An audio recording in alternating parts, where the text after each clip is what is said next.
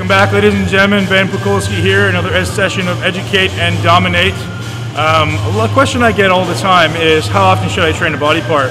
So one thing that I like to do, instead of giving you guys definitive answers, which I don't believe anyone should give, I try to just educate you and have you come to the conclusion yourself. Typically people will say, oh, you need to train once every 7 days, once a week. The question is that enough? Well, I don't know, or is it too much? That's something you guys can determine yourself by applying simple logic. So ultimately, training causes muscle damage. Simple, we all know this. Muscles will typically recover in typically 48 to 72 hours.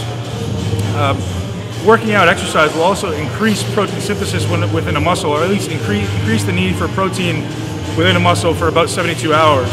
So depending on, obviously, it's variable according to how hard the exercise is. If it's a really hard workout, it may be longer.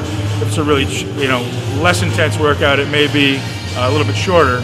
So gauge that yourself based on, man, I really kicked my own butt today. Maybe I need 5 days between workouts before I can do it again.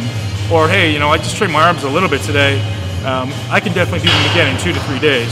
So ultimately, you're looking for the cues for recovery. You want to check for, obviously, soreness.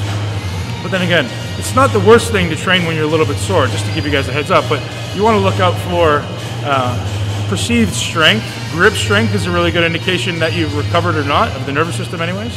Or inflammation. I always look for inflammation. If the muscle feels like it's really swollen or inflamed, or if the joints are inflamed a little bit, then back off, take another day or two. But if it's not, every 3 to 5 days is usually seem to be optimal for training a body part. So larger body parts may take a little longer to recover. So my legs, I may only train between every 5 to 6 days, whereas and back, the same thing, 4 to 5 days. Whereas arms, I could train every other day or every third day, because the smaller body part doesn't require as much, or doesn't cause as much neurological stress and neurological overload. So ultimately, you can train the smaller body parts, chest, even pecs, every 3 days or so. A lot of people ask, Ben, how often do you train your calves? To be honest, I don't train them very often anymore. But the true story is, I train them every day for 5 years. So I put about 5 inches on them in 5 years, from the time I was 16 to 21.